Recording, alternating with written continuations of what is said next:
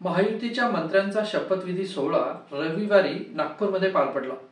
निकालानंतर 20 ते 22 दिवसांनंतर मंत्रिमंडळ विस्तार झाला। शिंदेंच्या नाराजी नाट्यामुळे मंत्रिमंडळ विस्तारास उशीर झाला असं बोललं जातंय। तसं पाहायला गेलं तर महायुतीतल्या तिन्ही पक्षांमधला समन्वय व्यवस्थित पाहायला मिळतोय। देवेंद्र फडणवीस, अजित पवार आणि एकनाथ शिंदे यांच्यातला समन्वय बिघडतो की काय अशी परिस्थिती असतानाच दिल्लीत झालेल्या हालचालींमुळे महायुतीचा शपथविधी पार पडला। बीजेपीचे 20, शिंदेचे 12 आणि अजित पवारांचे 10 असे एकूण 42 मंत्र्यांची वर्णी मंत्रिमंडळावर झाली।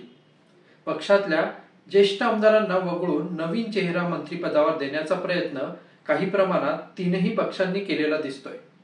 मंत्रिपदाचं तिकीट कापल्याने ज्येष्ठ नेते नाराज असल्याच्या बातम्याही यायला लागल्या आहेत। नाशिक जिल्ह्याचे ज्येष्ठ नेते, ओबीसी चेहरा आणि माजी पालकमंत्री छगन भुजबळ यांनाही मंत्रिपदावरून पायउतार व्हावं लागल्याने सर्वांना हा आश्चर्याचा धक्काच बसल्याचं पाहायला मिळतंय। नाशिक जिल्ह्यालाही 3च मंत्रिपद मिळाल्याने कार्यकर्त्यांमध्ये नाराजी दिसून आली।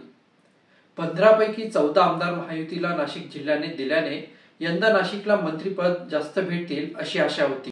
पण शिवसेनेने 1 आणि राष्ट्रवादीने 2 आणि बीजेपीने 0 असे 3 मंत्रिपद जिल्ह्याला दिले। प्रचाराच्या काळात फडणवीस यांनी चांदवड देवळा या मतदारसंघात दिलेला शब्द पाळला नाही अशी भावना कार्यकर्त्यांमध्ये दिसून आली।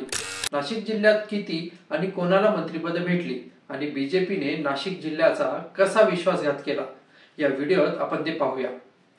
नमस्कार, मी पियुष आणि तुम्ही पाहत आहे बोलगेवडा।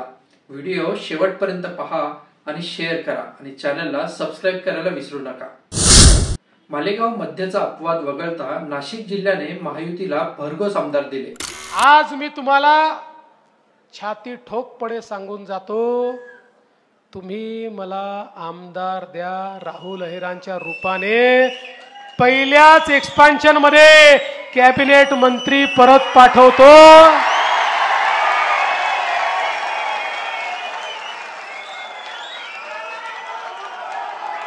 नाही, माझी एक अट आहे, लक्षात ठेवा। एक अट माझी आहे, एक अट अशी आहे, 20,000च्या आत लीड असेल तर राज्यमंत्री, मग कॅबिनेट नाही। 20,000च्या वर लीड असेल तर कॅबिनेट मंत्री मंजूर। त्यामुळे या महाराष्ट्रामध्ये पुन्हा एकदा महायुतीचं सरकार आणण्याकरता कमळाची बटन दाबा, मला आमदार द्या, मी तुम्हाला मंत्री देतो, एवढंच बोलतो आणि माझं बोलणं संपवतो। धन्यवाद। जय हिंद, जय महाराष्ट्र। तुम्ही आमदारांना निवडून द्या, त्यांना नामदार मी करतो असा शब्द देवेंद्र फडणवीस यांनी चांदवड देवळा मतदारसंघात प्रचारादरम्यान दिला। 20,000चं लीड दिलं तर राज्यमंत्री आणि 20,000च्या वर लीड दिलं तर कॅबिनेट हा शब्द फडणवीस यांनी चांदवड देवळाकरांना दिला आणि 50,000च्या लीडने राहुल अहिरांना आमदारही केलं। यंदा मंत्रिपदाची माळ गळ्यात पडेल अशी शक्यता असतानाच मंत्रिपदाचा डच्चू मिळाल्याने कार्यकर्त्यांसह सर्वसामान्यांमध्ये निराशाची भावना पसरली। आपला विश्वासघात झाला अशा गप्पा मतदारसंघात ऐकायला मिळाल्या। सलग 3दा नाशिक शहरातल्या महिला आमदार विजयी झाल्याने दोघींपैकी कोणा एकीच्या गळ्यात मंत्रिपदाची माळ पडेल अशी शक्यता होती। तशा आशयाचे बॅनरही मतदारसंघात लागले गेले। मागच्या सरकारमध्ये देवी आणि फरांदे मंत्री होतील अशी शक्यताही होती, पण यंदा अटीतटीच्या लढतीत विजयी होऊनही मंत्रिपदाची खुर्ची त्यांच्यापासून लांबच राहिली। तर नाशिक पश्चिमचे आमदार सीमा हिरे यांनी त्यांचं 9,000चं लीड 68,000वर नेऊनही त्यांना मंत्रिपद मिळालं नसल्याने कार्यकर्त्यांमध्ये नाराजी पसरल्याचं पाहायला मिळालं। बीजेपीचे 5 आमदार जिल्ह्यात असताना बीजेपीचा एकही मंत्री जिल्ह्यात नसल्याने कुंभमेळ्याच्या पार्श्वभूमीवर बीजेपीला त्याचा फटका बसण्याची शक्यता आहे। तर तिकडे शिंदेचे 2च आमदार असतानाही दादा भुसेंना कॅबिनेट मंत्रिपदाची शपथ दिली गेली। एकनाथ शिंदे यांचे विश्वासू आणि मागचे 2.5 वर्ष नाशिकचे पालकमंत्री पद भूषवलेले दादा भुसेंना सलग 10 वर्ष कॅबिनेट पद सरकारमध्ये मिळालं। सुहास कांदेंनाही मंत्रिपदाची आशा होती, पण ज्येष्ठ आणि 5 टर्म आमदार दादा भुसेंवरच पक्षाने विश्वास दाखवल्याचं पाहायला मिळालं। कॅबिनेट पदानंतर आता पालकमंत्री पदही त्यांना भेटते का ते पाहणं पुढील काळात महत्वाचं असेल.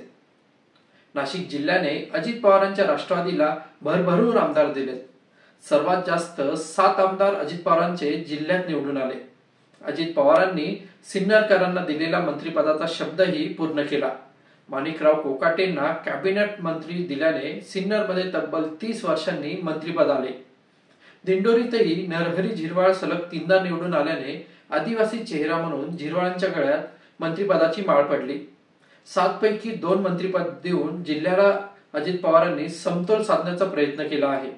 तर तिकडे राष्ट्रवादीच्या स्थापनेपासून मंत्रिपदावर राहिलेले माजी उपमुख्यमंत्री नाशिकचे माजी पालकमंत्री छगन भुजबळ यांना मंत्रिपदापासून लांब ठेवल्याने ओबीसी समाजावर याचा काय परिणाम होतो ते पाहणं आता महत्वाचं असेल.